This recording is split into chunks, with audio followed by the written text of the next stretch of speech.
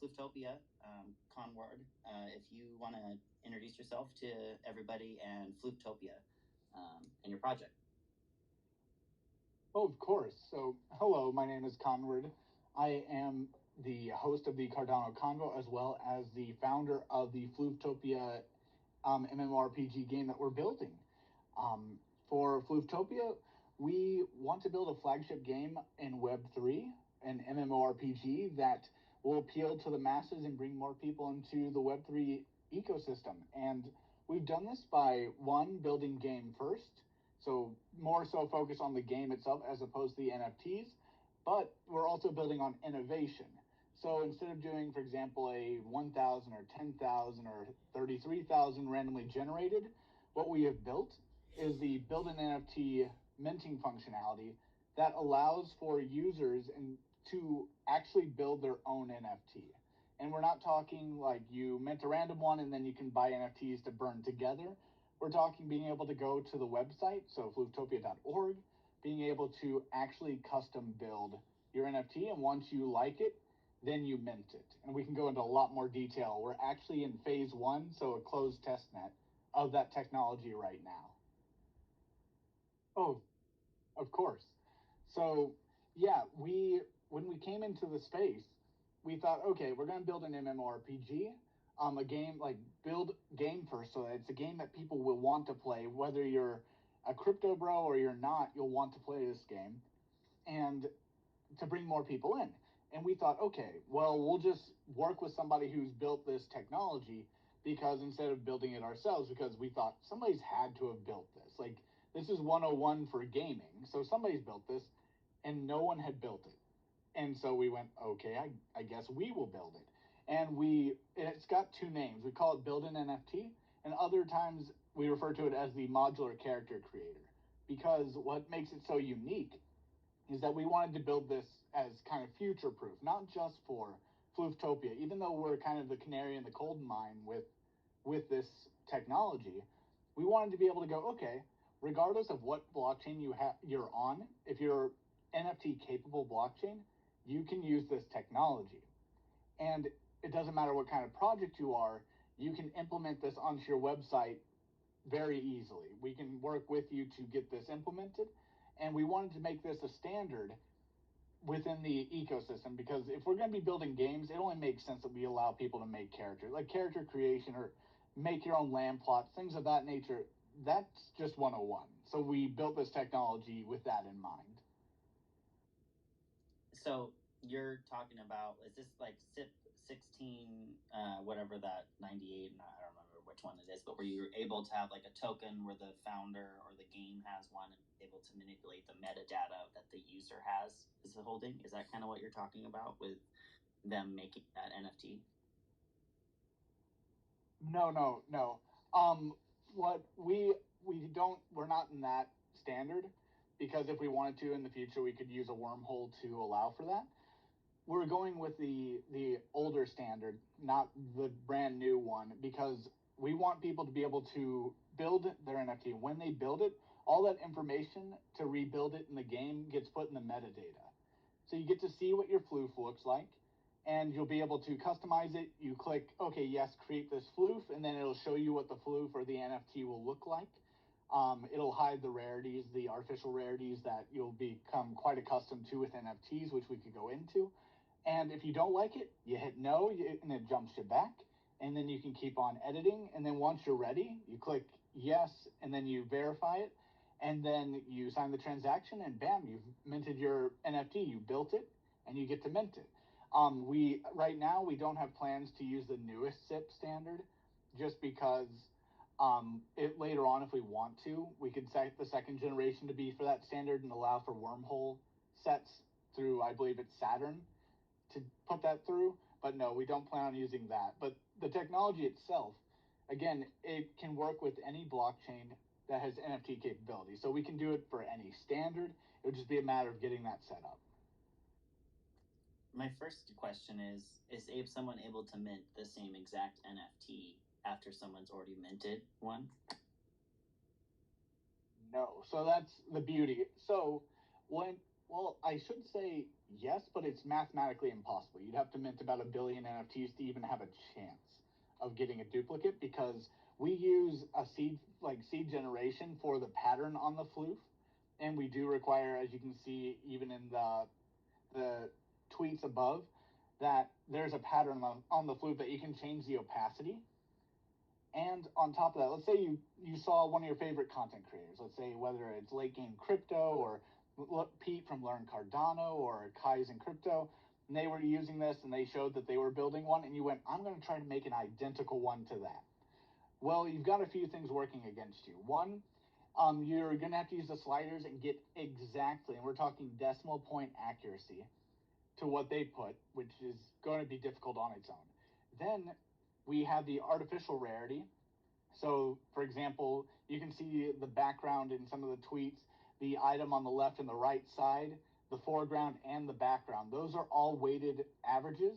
And we have, for example, rare backgrounds or rare skies, rare foregrounds, rare items, common ones. So the likelihood of you getting all those to line up, again, is extraordinarily low. And the seed generation we were talking about with that pattern determines where the pattern begins. So even if you get all the sliders identical, you happen to roll the lottery and you get all the rarity portions to match, the random generation on this using a seed phrase, like on the back end, will make it so that it's mathematically impossible to have duplicates. So long story short, they will remain NFTs as opposed to FTs.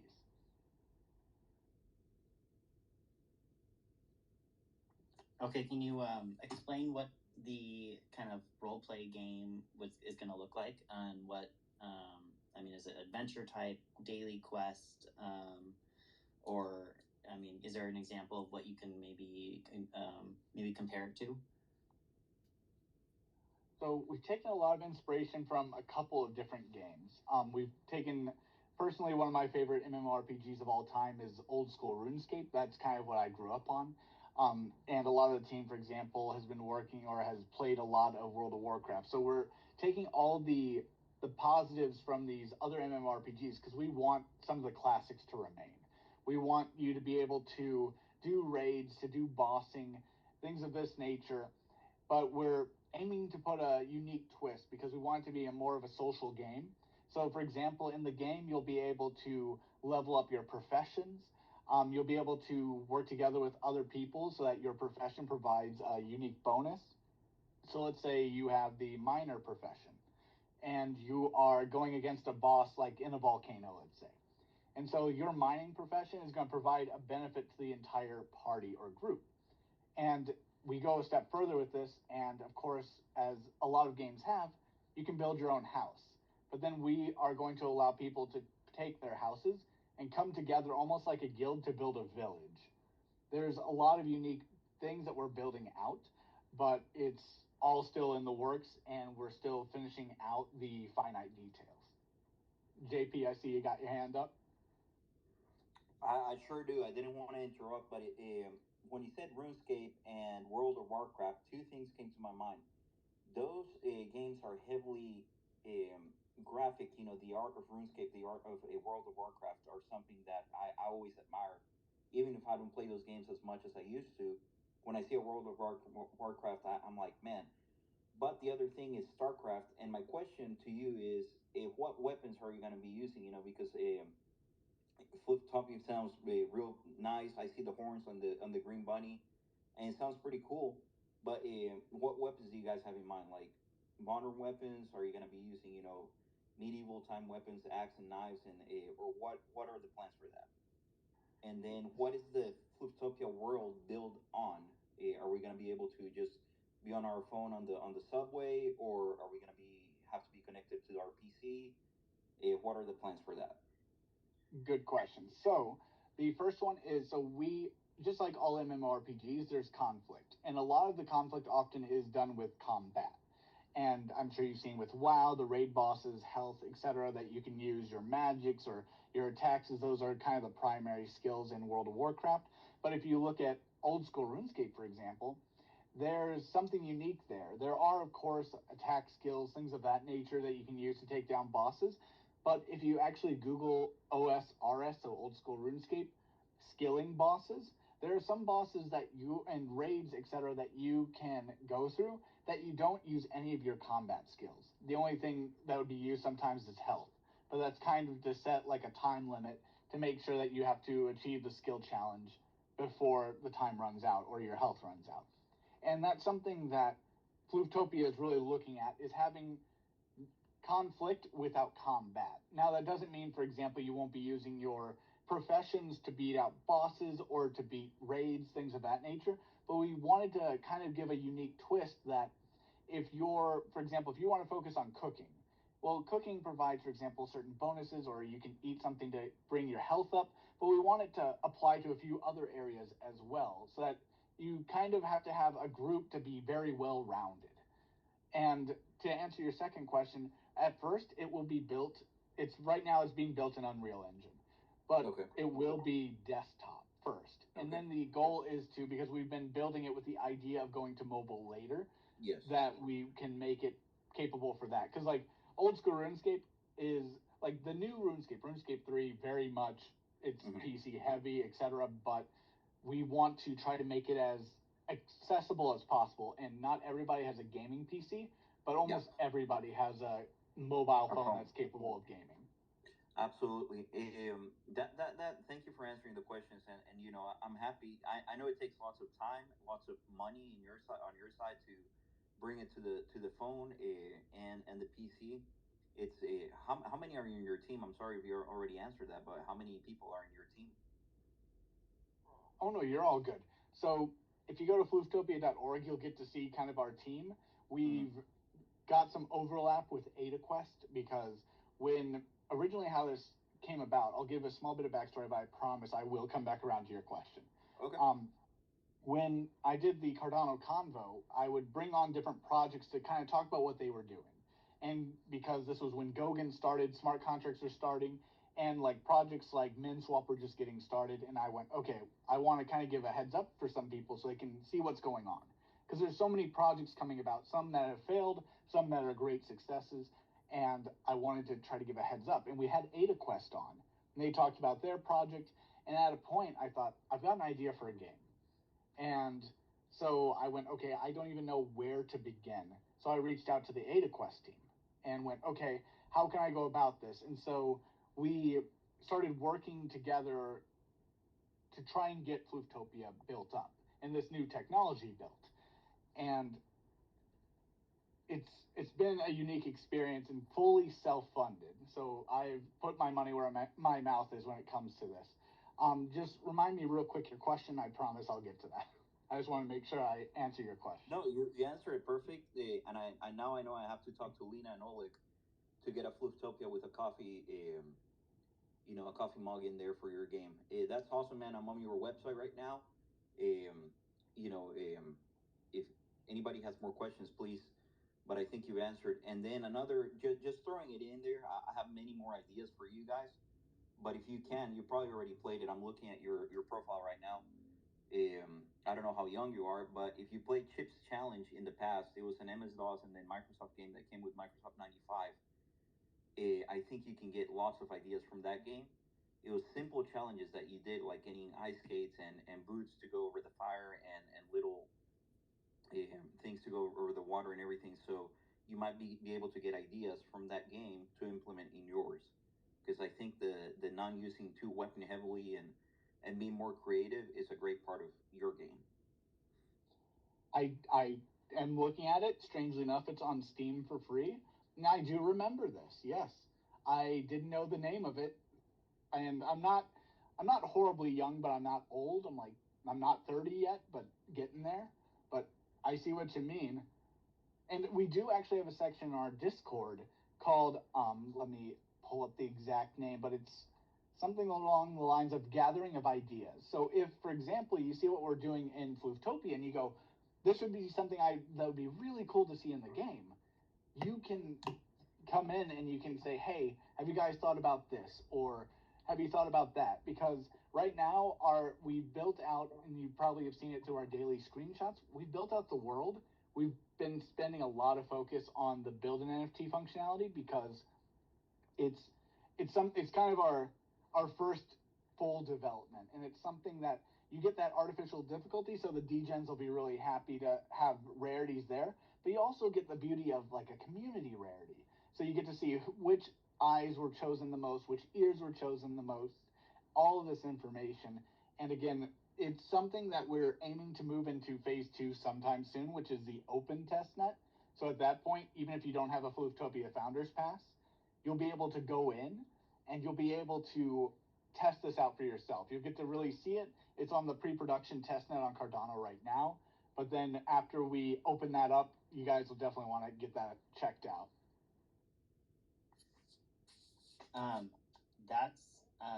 One question I had was, you said that it was also for people who don't really play this game.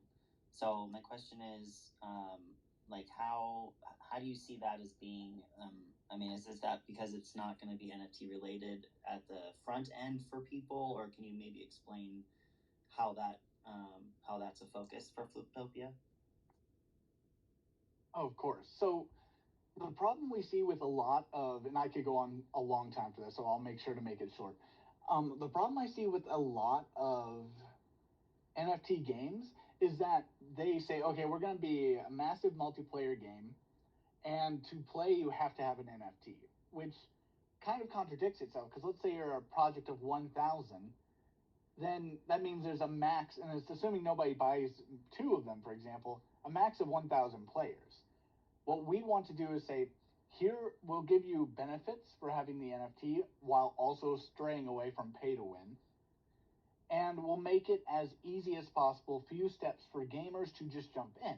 Because the ideal situation for Web3 gaming is to get the blockchain side so streamlined, so smooth, that people who jump in don't even know they're using blockchain.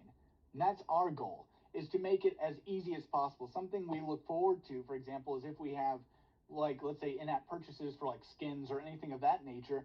Yes, you have the option, for example, to get it as an NFT, but also we may work with typical payment processors so that maybe you don't know, like if we team up with Meld, for example, or some other platform that has a fiat on-ramp, we go, okay, you make your payment, but it's all done on the back end through the blockchain. And that user doesn't even know they're on blockchain, and they don't need to. Because the idea is, if you're going to play a game, you've been through, for example, some games that have like insane tutorials. Imagine having to go through a Web3 tutorial, a game tutorial, and then you can start playing the game. That's pretty hardcore. For a lot of people, they want to be able to just jump in and have fun. And our idea is to make it as streamlined as possible and not limit our game by people who are in the NFT space. We want everyone to be able to get in. But there are benefits that we have listed for owning a Floof, for owning a Flooftopia Founders Pass, which again are minting currently on JPEG Store. You just type in Flooftopia, it'll be the first thing. But I mean, we still have those benefits. We plan on having some utility with Buy Finance in the future for Floof token. There's benefits to having the NFT side, but if you don't want to invest hardcore as a gamer, and you, for example, you see Web3 gaming, you're like, Flooftopia will be an ideal game to test out, because we won't give you like Axie Infinity where you have to put down $1,000 to buy an NFT to try. You can just jump in.